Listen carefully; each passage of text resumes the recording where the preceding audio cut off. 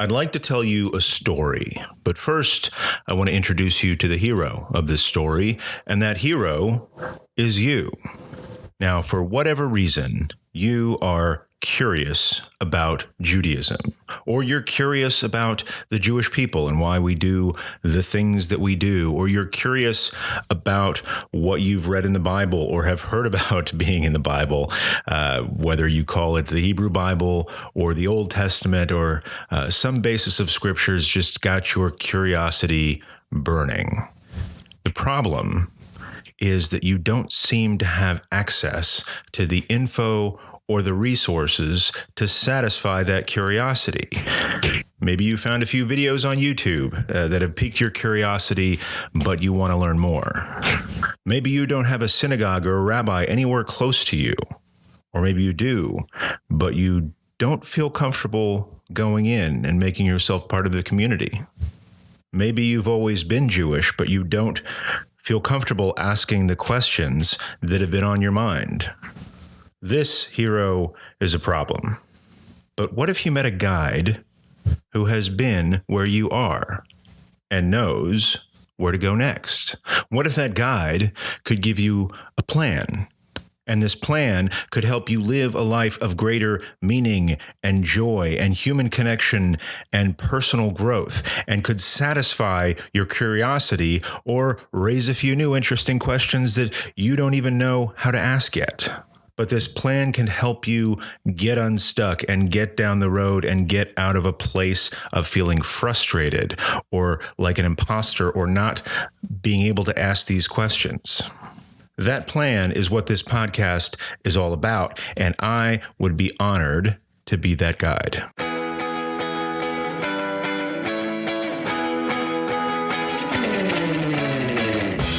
Welcome to the Jewcurious Show, where learning about Judaism and getting to know Jewish people can help you live a life of meaning, joy, human connection, and personal growth. And now your host, Rabbi John Carrier. Thanks, Ron. That's my good friend Ron, who agreed to do the voiceover intro and outro for this podcast. So you'll be hearing him again at the end. But if you need any intro or outro or voiceover work, let me know, and I'll see if Ron has room in his busy schedule and I can maybe connect you two. He's a great guy to work with and a good friend of mine and a teacher of mine as well. But enough about me, enough about Ron. I want to talk about you. Now, if you're listening to this podcast, my guess is that the word Jewcurious has some resonance with you. Now, over the past 4 years, I've been making YouTube videos and done a little bit of podcasting and shared some articles and shared some teachings. And through that work, I've met a lot of people who are considering converting to Judaism.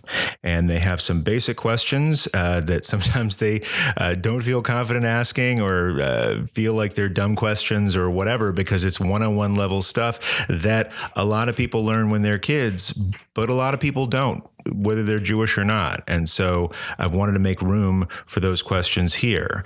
Now, some other people I've met are Jewish, have been Jewish their whole lives, but they're looking for a new way to connect. Maybe they got away from the community. Maybe their bar mitzvah was too much for them and they decided, I'm throwing in the towel, going to go live my life.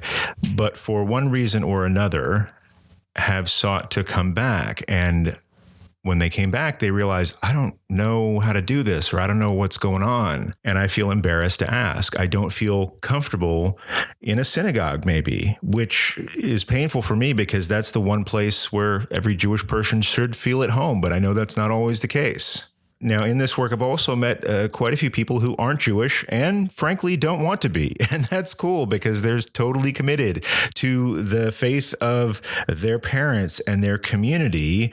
However, they still have this nagging curiosity about Judaism and about the Jewish people. Maybe they're Christian people who have studied a lot of the New Testament, as they call it, and but really not so much the Old Testament, where there's a lot of overlap with what we call the Hebrew Bible. And they say, what are these dietary laws that we don't follow anymore? Do Jewish people still do that?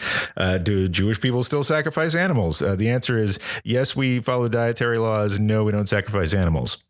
but they're people who are terribly curious about what I'll call the Hebrew roots of their own faith. And if I could tell a quick story, a couple of years ago, I was at a conference for YouTube creators, and I met one of my heroes in this space. He's a fellow named Tim, and he puts out great videos about how to make better videos and how to build your YouTube community.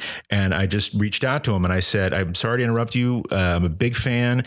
I've been making these videos. I'm a rabbi in a small community in Burbank, California. And I just wanted to thank you for the work that you do. He says, oh, you're a rabbi. Man, I'm so happy to meet you. Thank you for the kind words. And I tell you, I struggle because I'm at this conference, I'm not going to make it back in time to do Sukkot with my family. And I'm like, oh, I didn't know you were Jewish. He says, I'm not. I'm a firmly believing Christian, but I'm also drawn to these holidays and things that are part of my culture too. And so later on, he started connecting with me and would comment on my videos. He's like, why don't you make a video about Shavuot, the Jewish holiday that's kind of in the early summer, late spring. And it's been wonderful for me to connect with Tim and with people like Tim who are curious about how Jews continue the traditions that are the roots of another people's faith. And between this group and the people who are coming back to Judaism after a while and the people who are considering becoming Jewish, I call this crowd the Jewcurious, and I made this show for you. But who am I to be teaching this stuff? Who am I to represent myself as a guide?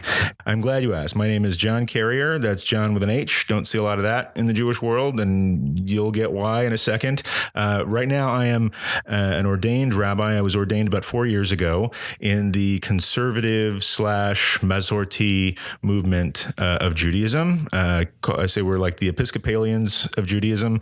Masorti means traditional. We're not the Orthodox branch. We're not the Reform branch. We're somewhere in the middle, and our people dwell and thrive in a broad spectrum of traditional observance and less traditional observance. And being in the middle, we have, I'll say, sort of the greatest diversity of opinion and demography and what have you. And it's been my honor to be a teacher in this community and to realize that people coming from all walks of life have very different needs, many of which can be met by traditional Jewish practices, customs, and wisdom. And like I say, it's my great honor to be able to teach this stuff on a daily basis. But as my people in East Texas would say, I tell you what, I was not born to this path. I wasn't even born Jewish. I was born in a small town in East Texas into a family that I'll call mixed Protestant, was a part of a number of different denominations in Protestant Christianity. At some point in high school and college, kind of fell away from that. And later in life, after I married a Jewish woman and we had 2 kids, and I'd been living my life as kind of a secular atheist in a Jewish family, something about Judaism and the Jewish people sparked my curiosity.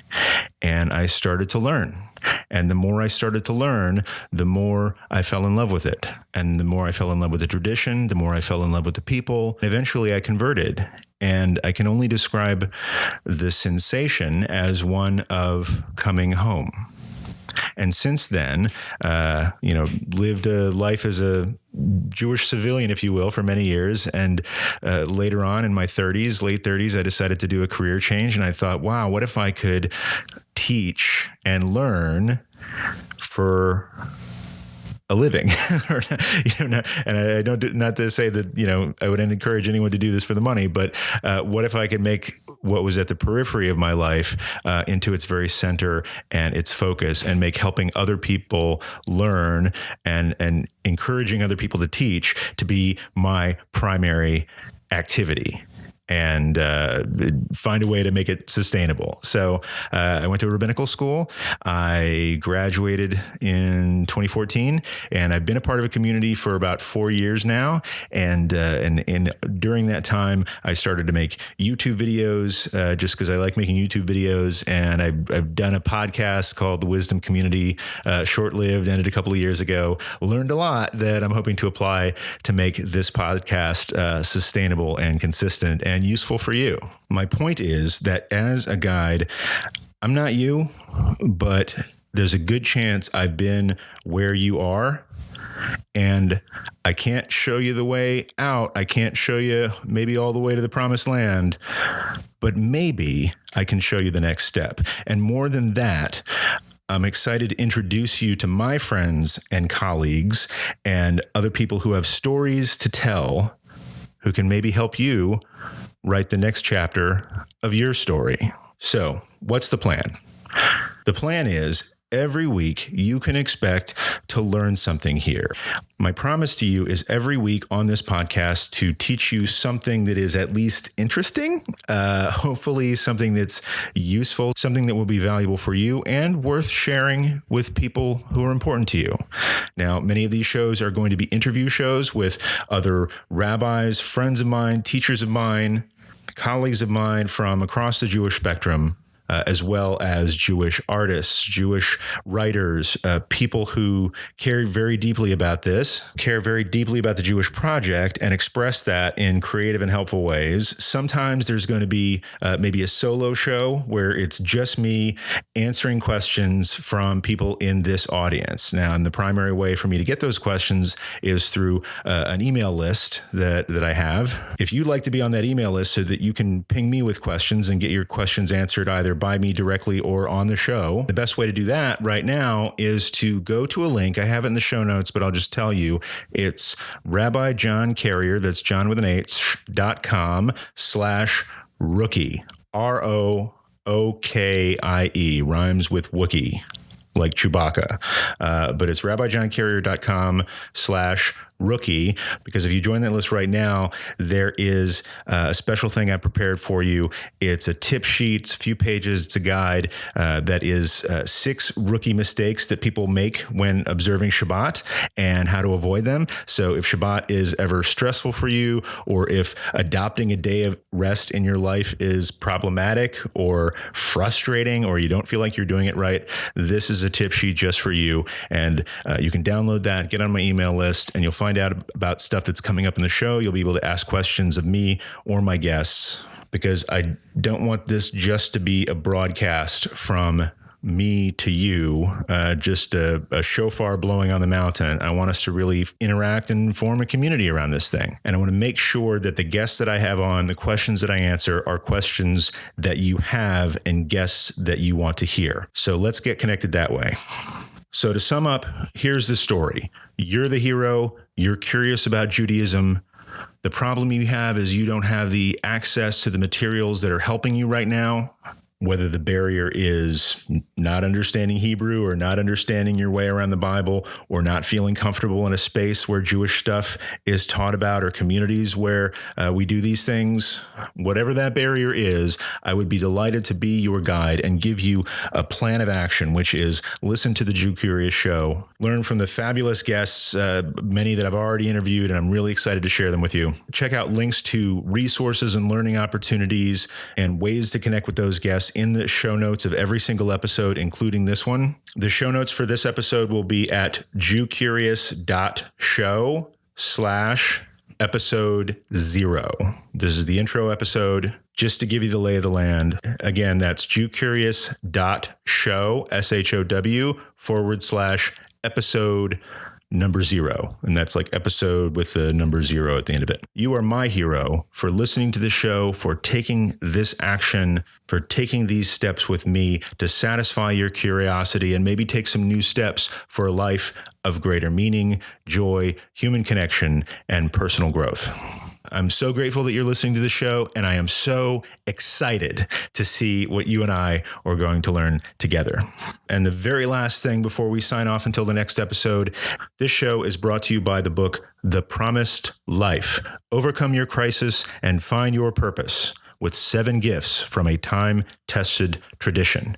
Now, this is a book I wrote earlier this year after years of working with people who suffered from depression, anxiety, loneliness, regret, anger, burnout in their life, in their career, or just a feeling of lack of purpose.